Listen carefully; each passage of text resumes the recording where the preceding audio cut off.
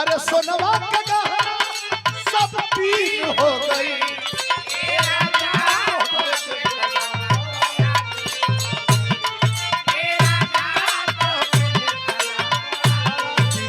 हो गई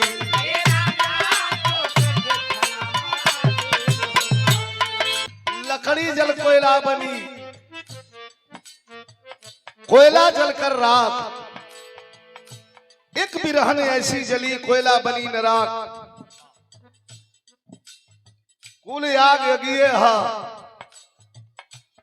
लेकिन जवानी के आग से बड़ी यार कोनो आग ना होले। दिखाए प्रेम कोनो दुल्हन कहले रहल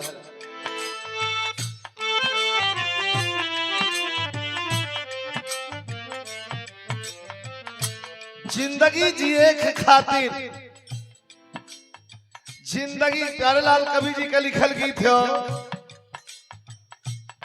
कि जिंदगी जिए के खातिर खाइल है जरूरी, आ खाइल है जरूरी तो कहीं जाइल है जरूरी, आ जाके कहीं प्रदेश में कमाइल है जरूरी। कोनो दुल्हन कहले रहल कि ठीक बा के मना करत बा कमा, लेकिन हम अपन सच्चाई बतावत। का सच्चाई है?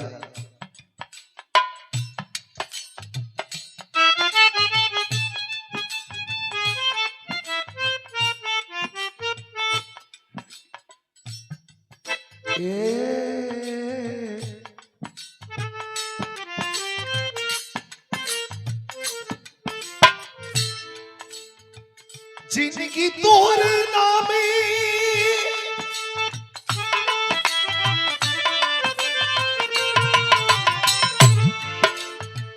तू कहीं रहा, लेकिन हमारा आत्मा तोहरी आत्मा में बसल है।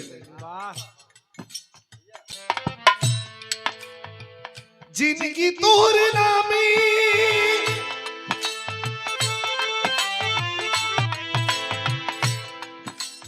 अरे जिंदगी तोरे नामे तरमीन हो गई।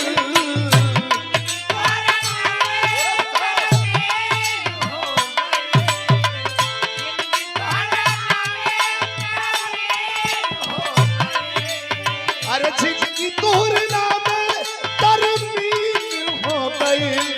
ए राजा तोहके देखला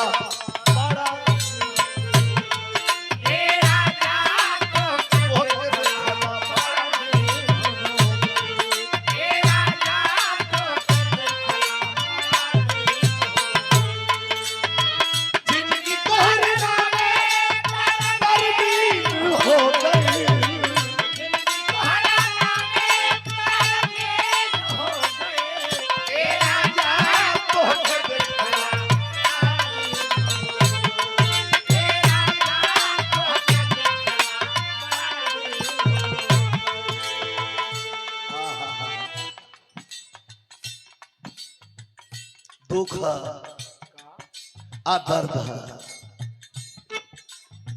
ठीक है कमा, लेकिन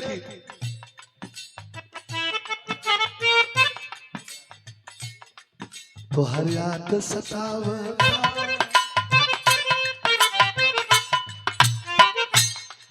तुहर याद सतावता, हमके तड़पावता।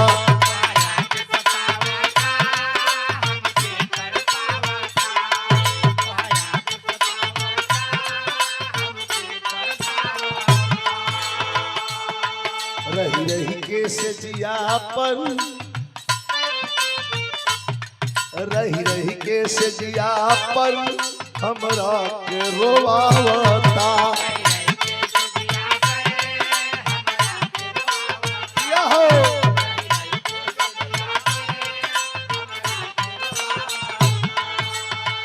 बार कभी बार लिखे वाला एहू में एक कलाकारी है।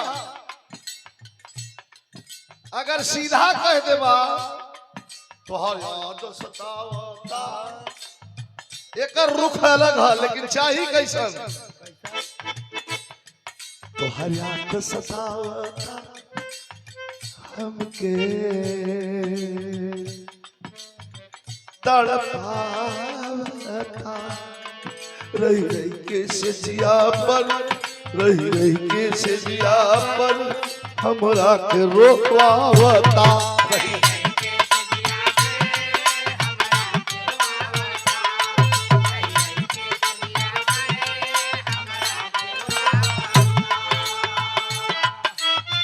सोनमा का गहना अरे सोनमा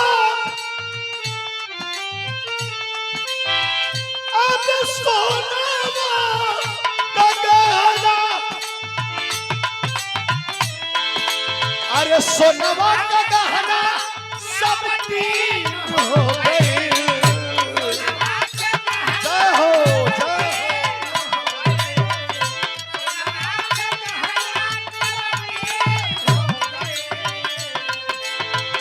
सोनवा का गहना सब तीन हो गई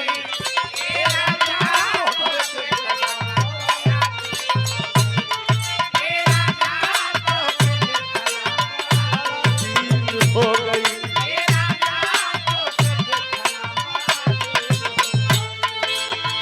जिनकी तेरे नाम तरमीन हो गई तरमीन हो गई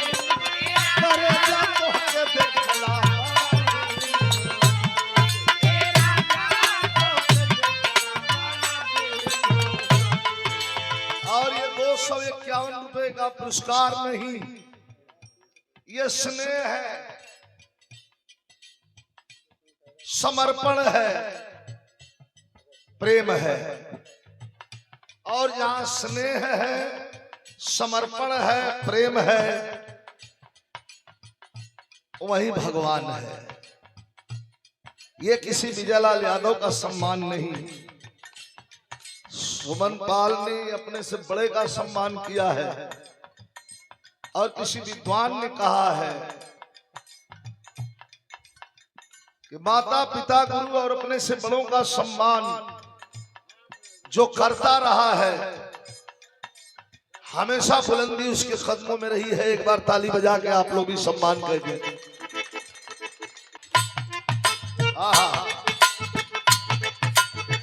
हेलो हेलो हेलो हेलो।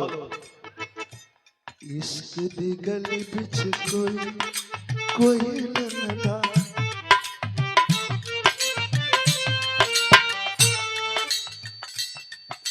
खाली दिल नहीं हो,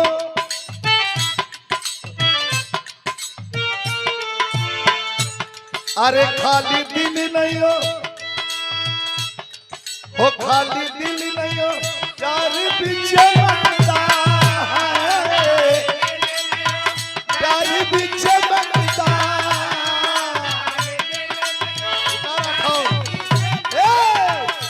अरे खाली दिल नहीं हो, प्यार पीछे बनता है, इश्क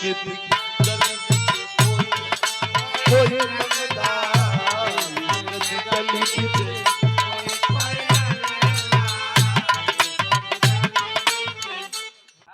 अब वही लवंडन के फेल कैले हुआ बारे राठौर तोहार कतो 60 साल होला रजा देखला तोहार कमाल ना राठौर जो दवाई नियम से लेथवा ओकर कमाल। खाली दिल नहीं हो, जान पीछे लगता,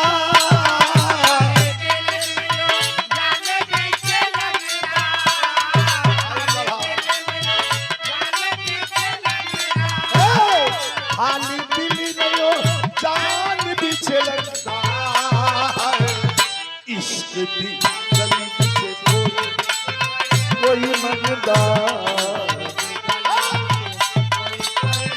राज कपूर का फिल्म आई लाल हमन के बचपना में, उनमें मंदाकिनी हीरोइन के प्रेजेंट कैले रहला राज कपूर साहब। उनमें का एक ठेलाई बचपना हमार रहल, हम 4 में बढ़त रहली। स्कूले से छूटल जा तो बगलिए में सिनेमा हॉल रहल सुमन, जाके बैठ जाए सिनेमा हॉल में, कुल गनवा हम याद है। ओमे पहाड़न लड़की का प्यार थे कलकत्ता के उद्योगपति के लड़का से हो जाता, तो वो अपन व्यथा बतावत हो। ओमे कई एक लाइन बड़ा अच्छा लगल, कवन सुन साहब सुन प्यार की धुन, सुन साहब सुन प्यार की धुन, मैंने तुझे चुन लिया, मैंने तुझे चुन लिया, तू भी मुझे चुन चुन चुन, सुन साहब सुन सुन सुन प्यार की धुन, मैंने तुझे, अरे मैंने तुझे चुन लिया, तू भी मुझे चुन चुन चुन, एक लाइन में कर यह लाइन, ये जब लाइन आवे तो हम चारे में तक पढ़त रही, 4 में 5 में पढ़त रही, लेकिन ये लाइन आवे तब मन जौन बात तो सोच में पड़ जाएगी कितना बढ़िया लिखले हुए, काहे कि हम म्यूजिकल माइंड जन्म से है, पैदाइश से हमके होश ना कब से भी रहा गया, इतना बड़ा रहली तो बाबूजी जब कहीं कार्यक्रम में जाए बस माई की छोड़ के रोवे लगे, लोग कानी पर ढो के लेके जाए थे, लकड़ी का घुघरू बांध के करताल बनावल रहल, ओके जले बजाई बजाई नहीं तो सुन जाए। एक लाइन में प्रभात कपूर साहब के रविंद्र जैन दोनों आंख का अंधा रहल, आंख ना रहल, जौन रामायण का पूरा शूटिंग से लेके रचना से लेके आज जितनी चौपाई बोले रहा कुल रविंद्र जैन साहब बोले रहा, आंख ना बारे भगवती। वो जमाने में सूरदास का रचना अमन गावल जला, लेकिन रविंद्र जैन को किसी सूरदास से कम मत समझिएगा, आंख ना रहल, लेकिन उतना बड़ा म्यूजिक डायरेक्टर, गंगाम तरी गंगा मैली के म्यूजिक डायरेक्टर, नदिया के पार के म्यूजिक डायरेक्टर, उन्हीं का लिखल पवन दिशा में लेके चला रे बटोहिया, उन्हीं का लिखल साची कहीं बुरे आवन से हमारे अंगना में आई बहार भौजी, क्या कोई लिखेगा, मारे रविंद्र जैन उन्हीं का लिखल रहा। कोई हसीना कदम, दिल के छुआ वाली बात है, कोई हसीना कदम पहले बढ़ाती, कोई हसीना कदम पहले बढ़ाती नहीं,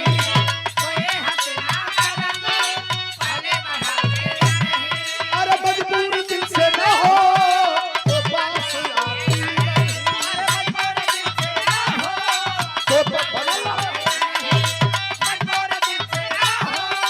तो पास आती नहीं, खुश मेरे दिल की हद से भी ज्यादा है, मेरे संग जाने का इरादा है,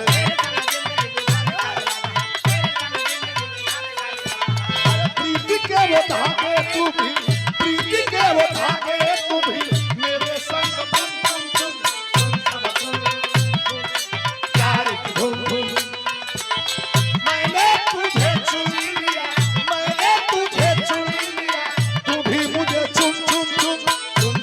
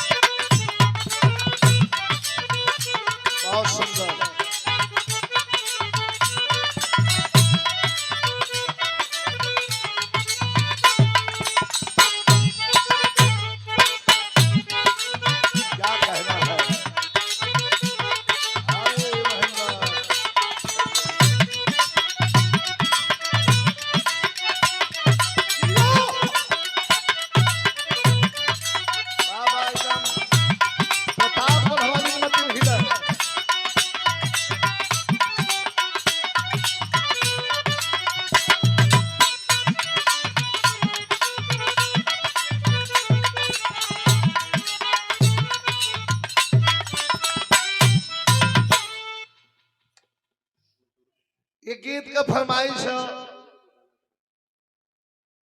एक आनंद ले रही हमारे सुनील भैया को, मनो आप लोग के भी बड़ा अच्छा लगी।